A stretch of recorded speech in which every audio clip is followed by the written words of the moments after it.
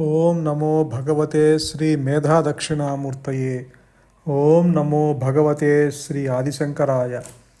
ఓం నమో భగవతే శ్రీ రమణాయ. శ్రీ గురుభ్యో నమః. ఈ జీవుడికి నేనంటే పరిమితమైన వాణ్ణి, నేనంటే అల్పుణ్ణి, నేను జీవుణ్ణి అనే భావన కలిగి ఉన్నందువల్లనే మనకు ఏదో బంధంలో ఉన్న భావన కలుగుతుంది. అజ్ఞానం వల్ల, అవిద్య వల్ల నేను ఆత్మని అని తెలియనందువల్లనే ఈ భావన ఉంటుంది.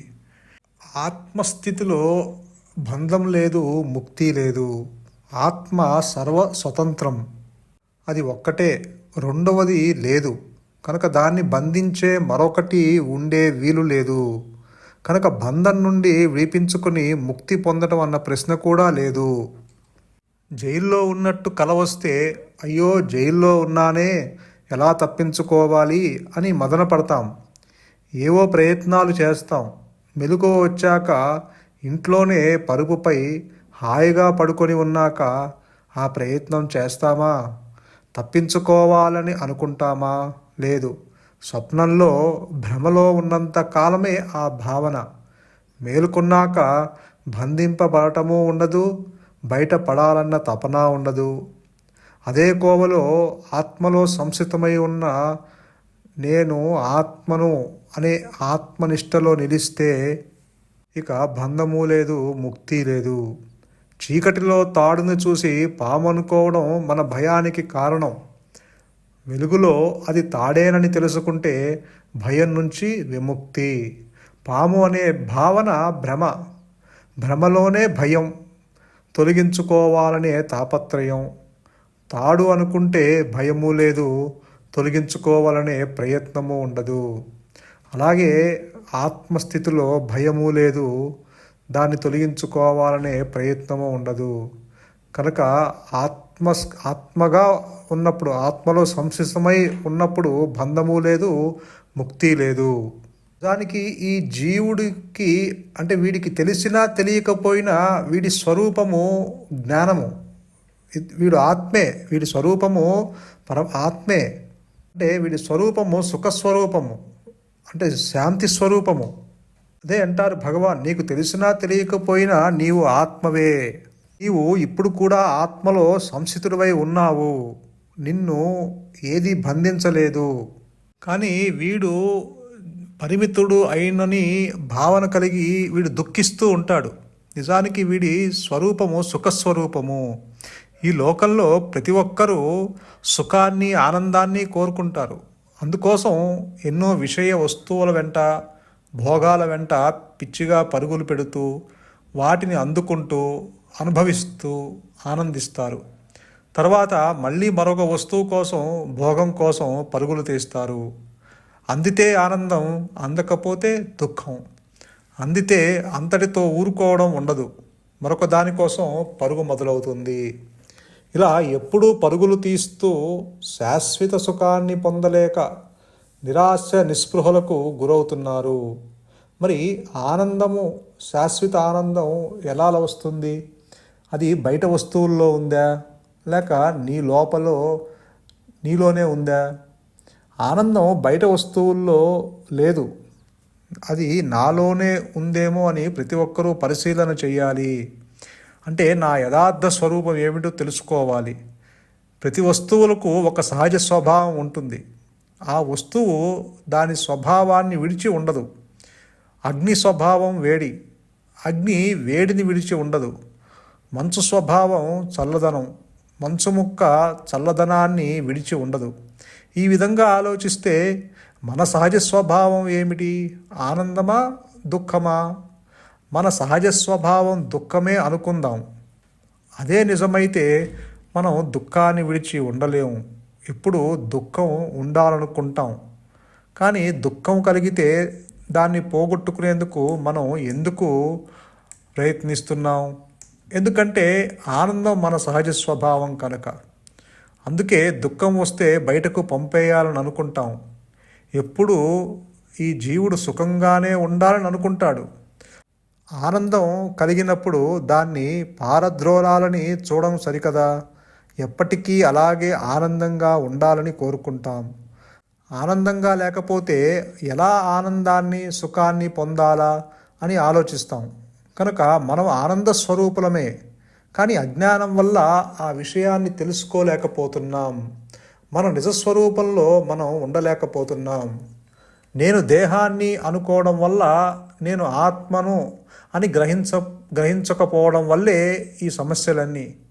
నేను దేహాన్ని, దుఃఖంలో ఉన్నాను అనుకొని ఆనందం కోసం ఏవేవో విషయాలతో సంపర్కం పెట్టుకుంటాం.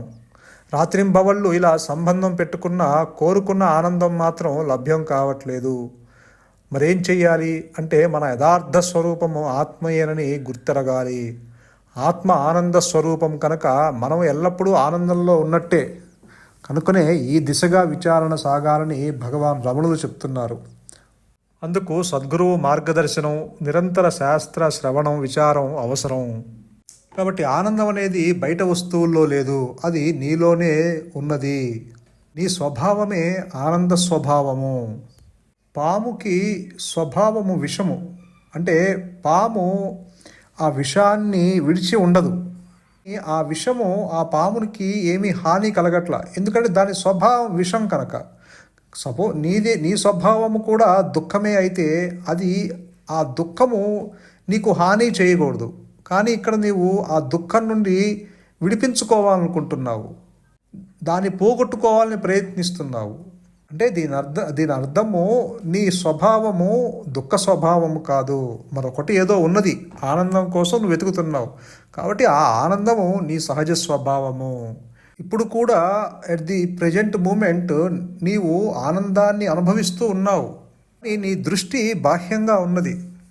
ప్రపంచము అని, ఇతరులు అని, దృశ్యాలని, వాటి వెంబట పరిగెడుతున్నావు. అంటే బయటికి పరిగెడుతున్నావు, బహిర్ముఖం అవుతుంది నీ మనస్సు. ఎప్పుడు నీ మనస్సు అంతర్ముఖం కాలేదు. అందువల్ల నీ స్వభావం ఏమిటో నువ్వు గుర్తించలేకపోతున్నావు.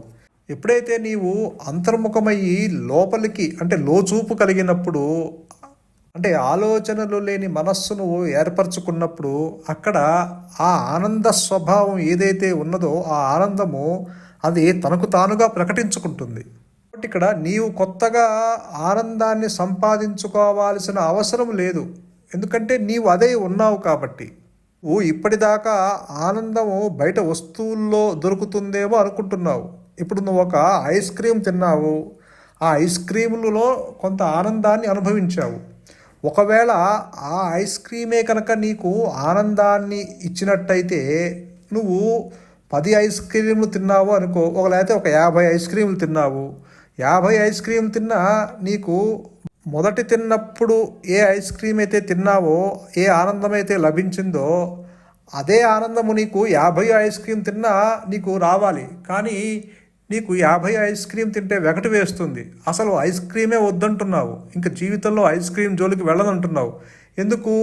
మరి 50 ఐస్ క్రీమ్ తిన్నా నీకు అదే ఆనందం రావాలి కదా, కానీ ఇక్కడ రావట్లేదు. అంటే దీని అర్థము వస్తువులో ఆనందం లేదు, వస్తువులో సుఖం లేదు, అది నీ లోపలే ఉన్నది. మొదటి ఐస్ క్రీమ్ తిన్నప్పుడు ఆనందం కోరుకుంది మనస్సు, 50 ఐస్ క్రీమ్ తిన్నప్పుడు అది ఆనందం కోరుకోక దానికి అసహ్యించుకుంటుంది. నీ లోపలే ఆ అసహ్యించుకుంటామా ఆనందించటమా అనేది నీ లోపలే ఉన్నది, కానీ బయట వస్తువుల్లో లేదు. కాబట్టి ఎప్పుడైతే నీవు ఆ ఇష్టము అయిష్టము లేకుండా, ఏ ఆలోచనలు లేకుండా, అంటే ఇప్పుడు నీకు ఒక ఆనందం కలిగిందంటే అదొక ఆలోచనే, నీకు అయిష్టము కలిగిందంటే అది కూడా ఒక ఆలోచనే. దుఃఖము ఒక ఆలోచన, సుఖము ఒక ఆలోచన, ఇష్టము ఒక ఆలోచన, అయిష్టము ఒక ఆలోచన. కాబట్టి నీవు ఇష్టము అయిష్టము అన్న ఆలోచనలను పక్కన పెట్టి ఏ ఆలోచనలు లేకుండా ఉంటే కనుక అక్కడ శాశ్వతమైన ఆనందం ఏదైతే ఉన్నదో అది తనకు అనుగ్రహం చేత తనకు తానుగా ప్రకటించుకునే అవకాశం ఉంటుంది. అసలు ఆలోచనలు లేని మనస్సే ఆత్మ. ఆలోచన వస్తే నీ మనస్సు బహిర్ముఖమవుతుంది, ఆలోచన లేకపోతే అది తనకు తానుగానే ఉంటుంది. ఎందుకంటే నీ సహజ స్వభావము ఆలోచించటం కాదు, ఆలోచనలు లేకుండా, అన్యత్వము లేకుండా తనకు తానుగా ఉండటము. ఇప్పుడు మీరు పూజ చేస్తున్నారు, ఒక దీపం వెలిగించారు, దీపము కదులుతూ ఉన్నది. ఎందుకు కదులుతుంది అని చూస్తే ఆ పూజ గదిలో ఒక కిటికీ నుంచి ఒక గాలి లోపలకు వచ్చి ఆ దీపాన్ని కదిలిస్తూ ఉంది. అది నిశ్చలంగా ఉండట్లేదు. ఎప్పుడైతే మీరు ఆ కిటికీని మూసేశారో వెంటనే ఆ గాలి లోపలికి జొరబడటం ఆగిపోయి ఆ దీపము వెంటనే నిశ్చల స్థితికి వస్తుంది. అంటే దాన్ని కదిలించే, ఆ దీపాన్ని కదిలించే బయట నుంచి ఏవైతే ఉందో అది రావటం ఆగిపోవటం వల్ల ఆ దీపము వెంటనే తనకు తానుగా నిశ్చల స్థితికి వచ్చేసింది. అలాగే నీ మనస్సులో ఉన్న కిటికీని మూసేసినప్పుడు నీ మనస్సు కదలికలకు కారణం అవటానికి ఏవైతే బయట ఉన్న ప్రాపంచిక విషయాలు ఉన్నాయో అవి లోపలికి చొరబడకుండా ఆగిపోవటం వల్ల నీ మనస్సు వాటి మీదకి, అంటే నీ ఆలోచనలు వాటి మీదకి వెళ్ళకుండా వెంటనే అది తనకు తానుగా నిశ్చల స్థితికి వచ్చేస్తుంది. నిశ్చల తత్వే జీవన్ముక్తి అన్నారు ఆదిశంకరులు. కాబట్టి నీ మనస్సు ఎప్పుడైతే ఆ క్రిస్టల్ క్లియర్గా, నిశ్చలంగా, ప్రశాంతంగా, ఆ కోమలంగా, నిర్మలంగా నీ మనస్సు ఏర్పడినప్పుడు అదే దృశ్యవారితం చిత్తమాత్మనః చిత్వదర్శనం తత్వదర్శనం. అంటే దృశ్యాల నుంచి నీ మనస్సు వెనక్కి మరలినప్పుడు అక్కడ అనుగ్రహం చేత ఆ యొక్క తత్వదర్శనము అంటే ఆత్మదర్శనము అక్కడ సాక్షాత్కరింపబడుతుంది. అంటే తనకు తానుగా ప్రకటించబడుతుంది. అదే శంకరులు మరొక శ్లోకంలో కూడా చెప్తారు, భావశూన్య సద్భావ సుస్థితి. అంటే ఎట్టి సంకల్పాలు లేని స్థితే ఆత్మస్థితి. ఆత్మలో ఎటువంటి సంకల్పాలు ఉండవు, ఎటువంటి ఆలోచనలు ఉండవు. ఆ భావశూన్య స్థితి ఏదుందో అదే సద్భావ స్థితి. నీకు నిద్రలో ఏ ఆలోచనలు లేవు, నీకు దేహంతో తాదాప్యత ఉండదు, అక్కడ వృత్తులు లేవు, ఎటువంటి యాక్షన్స్ లేవు. అందుకని నీకు అక్కడ హాయిగా నిద్రపోతున్నాను అని నీవు నిద్రలో చెప్పట్లేదు, పొద్దున్నే లేచి చెప్తున్నావు నేను హాయిగా నిద్రపోయాను అని. ఎందుకని? అక్కడ భావశూన్య స్థితి ఉంది. ఎప్పుడైతే నీ యొక్క భావనలు అంతమైపోయినాయో అక్కడ ఉండేది ఆనంద స్వరూపమే, సుఖస్వరూపమే. కానీ నీవు నిద్రలో దాన్ని ఎరుకతో గుర్తించలేకపోవటానికి కారణము, మరి నిద్రలో నీకు ఆ సుఖము తెలియాలి, కానీ నిద్రలో తెలియట్లా. పొద్దున్నే లేచి చెప్తున్నావు నేను హాయిగా పడుకున్నాను అని. మరి నువ్వు నిద్రలో ఎందుకు చెప్పలేకపోతున్నావు అంటే అక్కడ నీకు ఎరుకతో కూడి ఉన్న జ్ఞానము ఉన్నా దాన్ని నువ్వు గుర్తించలేకపోయావు. అంటే ఎరుకతో ఆ శాంతిని గ్రహించలేకపోయావు. దానికి కారణము నీ వ్యక్తిత్వం ఇంకా ఉన్నది. అందుకనే నువ్వు రమేష్గా పడుకొని సురేష్గా లేవట్లా, రమేష్గానే లేస్తున్నావు, అదే వ్యక్తి భావంతోనే లేస్తున్నావు. అంటే దాని అర్థము నిద్రలో నీకు సుఖము శాంతి ఉన్నా వ్యక్తిత్వము ఉన్నది, ఇంకా అక్కడ మిగిలే ఉన్నది నీ అహంకారము. అందుకని నువ్వు ఆత్మ ఉన్నా కూడా దాన్ని గుర్తించలేకపోతున్నావు, ఎరుకతో ఆ శాంతిని ఆ సుఖాన్ని గుర్తించలేకపోతున్నావు. అందుకని బయటకు వచ్చి నువ్వు రాత్రి హాయిగా పడుకున్నాను అని చెప్పగలుగుతున్నావు, ఎందుకంటే నీ వ్యక్తిత్వము అక్కడ ఉన్నది. మరి వ్యక్తి భావనతో నువ్వు ఆత్మను తెలుసుకోలేవు కదా ఎప్పటికీ. ఎందుకని? లేని మనస్సుతో, లేని పాముతో త్రాడుని తెలుసుకోలేవు కదా. అలాగే నీ మనస్సు లేదు, నువ్వు ఉన్నది అనుకుంటున్నావు కాబట్టి ఇంత చెప్పాల్సి వస్తుంది. భగవాను ఉపదేశసారం ఇన్ని శ్లోకాలు చెప్పాల్సి వస్తుంది. ఎందుకని? భావశూన్య స్థితికి రా అంటున్నారు. నిశ్చల తత్వే జీవన్ముక్తి అన్నారు శంకరులు. భగవాన్ కూడా ఇక్కడ నిశ్చలంగా ఉండటమే పద్ధతి అని ఇన్ని చెప్తున్నారు. ఎందుకని? నీవు మనస్సు మరి లేదు కదా, మరి లేని మనస్సు నిశ్చలంగా రావటం ఏమిటి? నీవు ఉన్నది అనుకుంటున్నావు కాబట్టి విచారణ చేయమంటున్నారు. నువ్వు మనస్సు ఉన్నది, నేను సుఖదుఖాలు అనుభవిస్తున్నాను, నాకు రాగద్వేషాలు ఉన్నాయి, నాకు ఇతరులు ఉన్నారు, నాకు ప్రపంచం కనిపిస్తుంది, నాకు దృశ్యాలు కనిపిస్తున్నాయి, నేను బాహ్యంగా పరిగెడుతున్నాను, నేను ఆలోచనలు గమనిస్తున్నాను అని నీవు ఇలా చెప్తున్నావు. కాబట్టి నా మనస్సు సుఖపడ్డది, నా మనస్సు దుఃఖపడ్డది, నా శరీరానికి గాయమైంది, ఇలా సూక్ష్మదేహంతోనూ కారణదేహంతోనూ స్థూలదేహంతోనూ తాదాప్యము ఉన్నట్టుగా నీవు భావిస్తున్నావు. కాబట్టి ఇలా చెప్పాల్సి వచ్చింది, నీవు భావశూన్య స్థితికి రా అని. లేదంటే నీకు లేని మనస్సు భావశూన్య స్థితికి ఎట్టా వస్తుంది?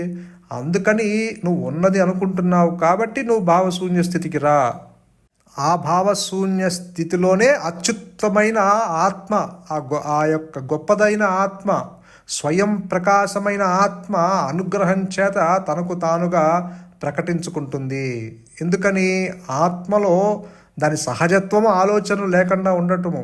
ఆత్మలో ఎటువంటి ఆలోచనలు లేవు, ఎటువంటి భావాలు లేవు, ఎటువంటి వృత్తులు లేవు, అన్యత్వము లేదు, సంకల్పాలు లేవు, వికల్పాలు లేవు, కర్తృత్వము ఉండదు, భోక్తృత్వము ఉండదు, రాగద్వేషాలు ఉండవు, జయాపజయాలు ఉండవు, అదృష్టము దురదృష్టము ఉండదు, లాభ నష్టాలు ఉండవు, ఏ ద్వంద్వ భావము ఉండదు. అక్కడ కేవలము నీ స్వరూపము ఆనందంగాను సుఖస్వరూపంగాను మాత్రమే ఉంటుంది. నీ సహజ స్థితి ఆలోచనలు లేకుండా ఉండటం. అందుకని నీవు ఇప్పుడు ఏదైతే మనస్సు ఉంది అని అనుకుంటున్నావో అదే మనస్సుతో ఆ మనస్సును ఏమీ నాశనం చేయమనట్లా, నీవు ఆలోచించకుండా ఉంటే చాలు అంటున్నారు. ఏమి మనస్సుని కనుకొని దాన్ని నాశనం చేయాలి అనే అవసరం లేదు ఇక్కడ. ఒక సందర్భంలో ఒక భక్తుడు వచ్చి నా మనస్సు బాధపడుతుంది అంటే అప్పుడు చెప్తారు, ఆహా అయితే ఆ మనస్సును తీసుకురా రిపేర్ చేద్దాము అంటారు భగవాన్. అంటే ఉంటే కదా మనస్సు, లేని మనస్సుకి ఎక్కడ రిపేర్ చేస్తారు? సమస్య ఉంటే పరిష్కారం, సమస్య లేకపోతే ఇక పరిష్కారం ఎక్కడ? అసలు మనస్సే లేదు. అందుకని లేని మనస్సుతో నీవు దాన్ని తెలుసుకోలేవు. ఉన్న సద్వస్తువుని నువ్వు లేని మనస్సుతో ఎట్లా తెలుసుకుంటావు? అసలు ఉన్నదే సద్వస్తువు, ఉన్నదే ఆత్మ, ఉన్నదే స్వయం ప్రకాశమైన జ్ఞానము, లేనిది సృష్టి అని భగవాను తన అనుభవంలో, గురువుగారు తన అనుభవంలో చెప్తున్నారు కదా. మనస్సు ఉంది అని మనం అనుకుంటున్నాము కాబట్టి ఈ ద్వంద్వభావము, ఈ భేద దృష్టి మనకి ఉంది అని మనం అనుకుంటున్నాము కాబట్టి, ఈ మాయా నేను ఉన్నది అని అనుకుంటున్నావు కాబట్టి నువ్వు భావశూన్య స్థితికి రా అని చెప్తున్నారు ఇక్కడ భగవాన్. అందుకే ఈ మనస్సు నష్టం అవ్వాలి అంటున్నారు. అందుకే చెప్తున్నారు దృశ్యవారితం అంటున్నారు. అంటే కనిపించే అన్ని వస్తువుల వెంట పడనీయక, నీ మనస్సును కనిపించే అన్ని వస్తువుల వెంట పడనీయక దాని ఆత్మయందు నిలిపి ఆత్మస్వరూపాన్నే అనుసంధానం చేస్తూ తాను చిత్ స్వరూప ఆత్మను అని తెలుసుకున్నట్టయితే అదే తత్వదర్శనం అని మనకి భావం చెప్తున్నారు. అంటే ఇక్కడ దృశ్యవారితం అంటున్నారు. అంటే ఏంటంటే నీ మనస్సుని దృశ్యాల వెంబట పడనీయక దానికి లోచూపు కలిగి ఉండు. అంటే దృశ్యాల నుంచి నీ మనస్సుకి వెనక్కి మరల్చు అంటున్నారు. ఉన్నది ఒకటే నేను, రెండు నేను లేవు. ఒకవేళ ఆత్మ నేను, అహంకారము నేను అంటే రెండు నేనులు ఉన్నాయని ఒప్పుకోవాల్సి వస్తుంది అంటారు భగవాన్. అలా కుదరదు. ఉన్నది ఒకటే నేను, అదే స్వయం ప్రకాశమైన జ్ఞానము, అదే నీ స్వరూపము, అదే నీవు. ఈ మాయా నేను, ఈ ఫాల్స్ ఐ, ఇది మాయా కల్పితము, ఇది భ్రాంతి మాత్రమే, ఇది భ్రమజనితమైన ఒక ఫాల్స్ ఐ. కాబట్టి ఇక్కడ నీ కర్తవ్యము ఉండటమే, ఇదిగా అదిగా ఉండటం కాదు. నేనైన నేను అన్నది వాస్తవాన్నంతా చెప్తుంది. ఇక్కడ నిశ్చలంగా ఉండు అనేది పద్ధతి. అంటే నీ అహంకారాన్ని ధ్వంసం చేసుకోవటం అన్నమాట. నేను ఫలానా అనే భావాన్ని విడిచిపెట్టు. ఆత్మసాక్షాత్కారానికి కావలసిందల్లా నిశ్చలంగా ఉండటమే. అంతకన్నా తేలికైందేమిటి? అందువల్ల ఆత్మవిద్యని పొందటం అన్నిటికన్నా తేలిక. నీ గురించిన సత్యాన్ని పరిశీలించటం అవశ్యం చెయ్యాలి. దానిని లక్ష్యంగా పెట్టుకొని దాని గురించి సావధానంగా హృదయంలో ఎరుక కలిగి ఉండాలి అంటారు భగవాన్ రమణులు. తన గురించి ఎరుక నిశ్చలము, నిర్మలము, మనోవ్యాకులత నుండి విముక్తమైన చైతన్యానికే కలుగుతుంది. హృదయంలో ఎప్పుడూ రూపరహితంగా ప్రకాశించేదే ఆత్మ అని తెలుసుకో. అదే నీవు. ఏది ఉన్నది లేదు అనుకోకుండా, దేని గురించి ఆలోచించకుండా నిశ్చలంగా ఉండటం వల్ల కలిగే ఎరుక అదే. అదొక్కటే సత్యము. సంతోషం. మౌనమే నీ సహజత్వం. మౌనమే శరణ్యం. ధన్యోస్మి.